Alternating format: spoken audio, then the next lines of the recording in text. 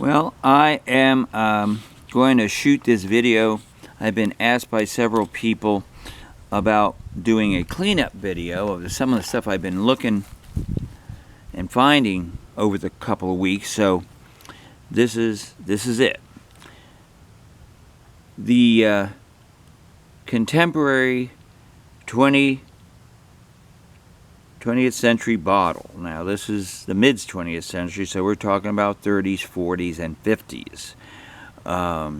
Like I said, I never really were too much interested in them, but as we get older and the time keeps going, these bottles actually get older. So they do have a history, if not for anything else, for their advertising value, which is one of my favorite parts about it.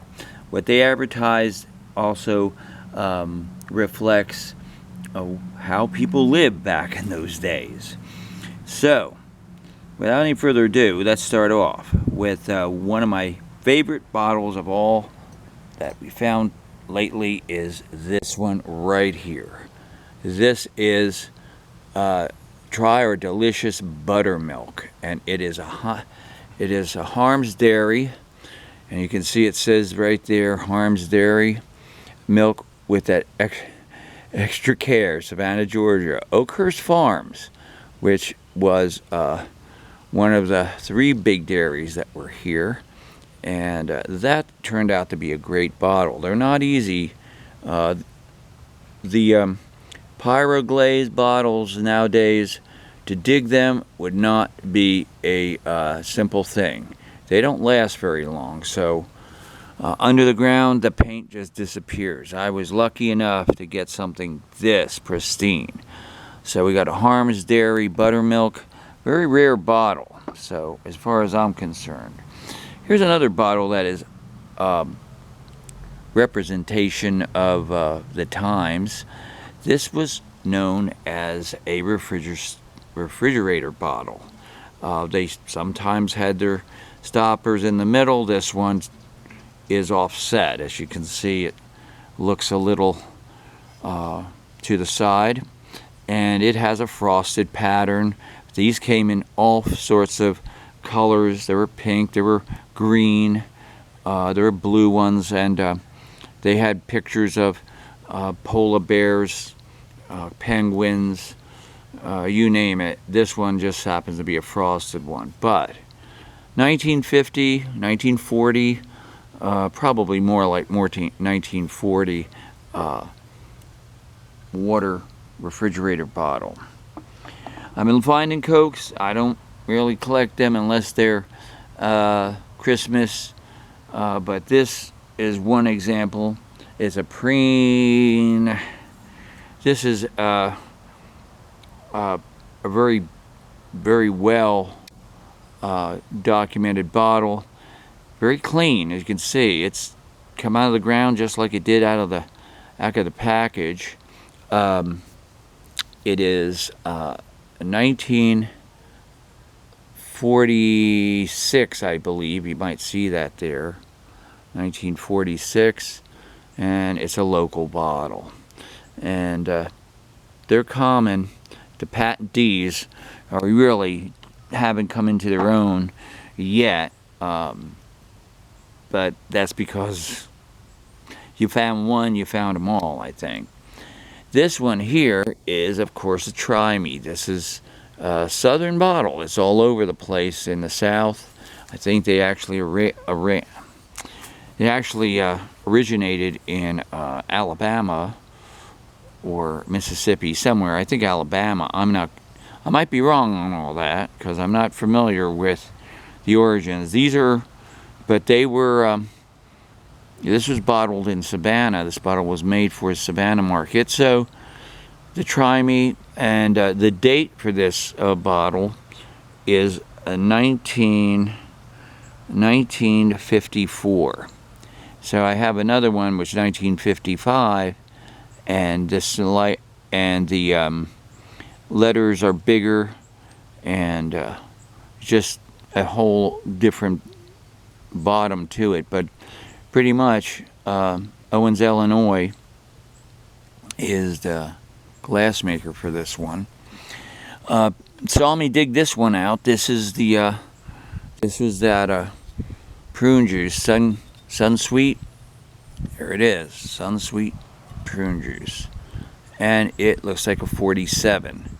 So Sun Sweet is popular. They're still around today. They don't make round canteen bottles like they used to, but they're still around.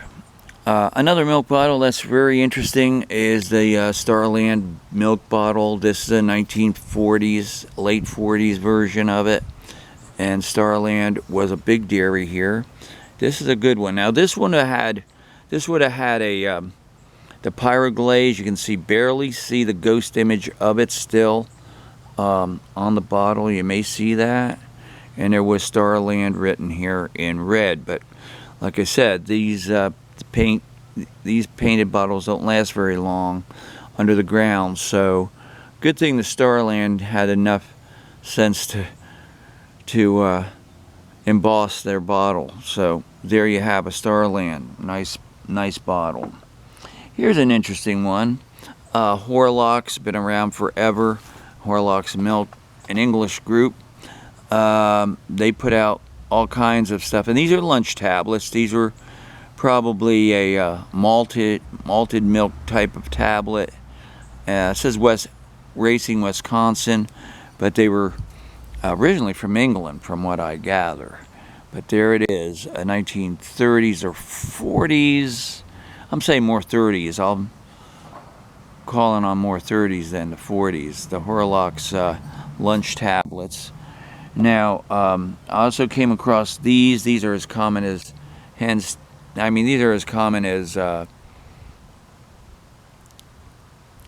bromo seltzers. Okay, you can find these a lot.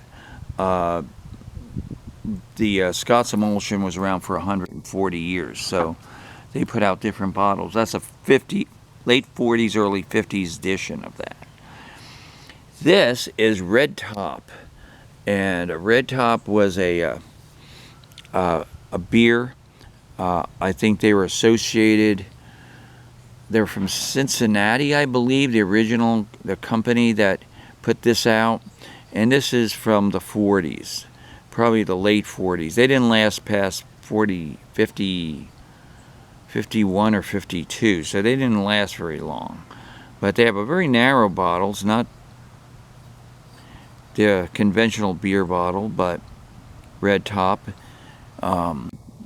Very few bottles of that time period were embossed by that time. This is a real pretty blue bottle. It is probably some kind of bath soap or whatever, cologne. It's a powder bottle, pretty nice one. I like that color blue. Here's the bottle I dug out and I talked about before, Syrup of Black Draft. Now, Syrup of Black Draft, I have not found any information on it yet. I've looked for it, but there's so much junk on the internet about, black syrup draft. You put those words in and you're gonna find a whole bunch of weird stuff. But this is an interesting cough syrup. Obviously it had to be that, because the origins of Black Draft come from a medicine or a purgative that the American Indians had in their arsenal of medicine, and it was tobacco. They made a tobacco juice, they drank it, got sick, they puked, and they felt better about it. Black Draft is what that was called back then. What was in that bottle exactly is still unknown to me. Here's two versions of baby bottles. This is a round one, and it's a Owens, and probably 45.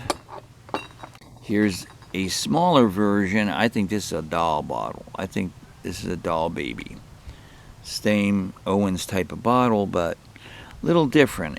Unless that was for real smaller babies, I don't know. You see, there's a difference there in their size. Here's two Ace was a shoe polish. And it's a cool bottle. People mentioned they wanted them, and I'm gonna.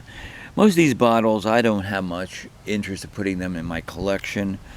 You know, if you do this and just collect this stuff, you won't have room to put anything else. I mean, there's masses of amounts of 40s, 50s, and 60s bottles out there.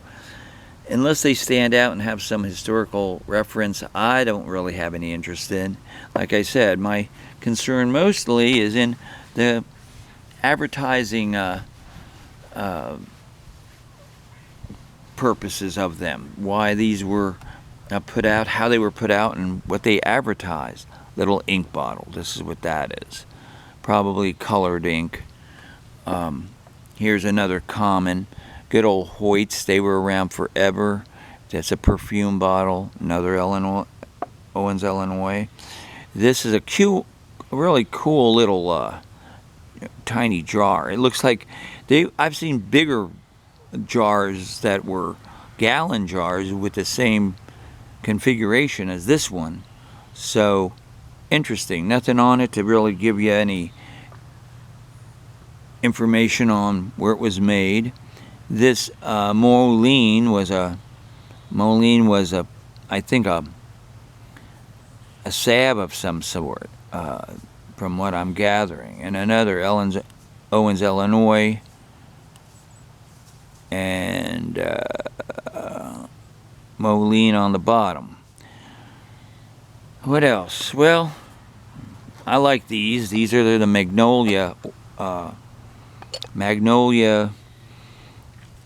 I guess it was a skin care product. It had salve in it, and they came in glass, and they were in different shapes. This is a nice one. I like them. I found a lot of these. These are tumblers. These tumblers are, people just threw them out. They had jelly in them generally, and what happened was they just would throw them out after they were done, and that was the end of the story. So not very big deal with them.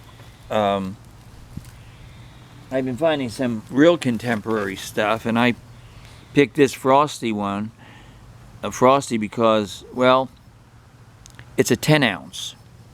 I've got bigger ones than this, but the 10 ounce I've not seen, so I picked it up. Not in that great shape. Some of the paint's off of it, but it's still not bad. It's come from Camden. One of the Frosty company was all over, but this one's from Camden, New Jersey. And there you have a contemporary bottle. Well, there you have what I've been up to in the last couple days, and I'll be out in a few more days looking for some more stuff. Pretty much the same. I'm going to try to find different stuff, but that's not saying much. Not a lot of variety in the 40s and the 50s. Mass marketing really kicked in by that time, so you know, your big guns did more of the advertising, and they were able to produce more because of the supply and demand. The dairy started to fade out by this time, so if you're lucky to find a dairy bottle that's worth anything or worthwhile collecting. The medicines, they started to wane by this time period. The embossed medicines, there's plenty more quack medicine out there being made back then, but the old timers were fading out fast.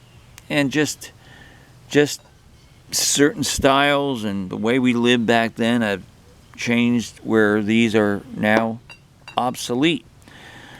So there you have it. I will be back and show you more stuff if I can. And thanks a lot. Talk to you all later. Bye.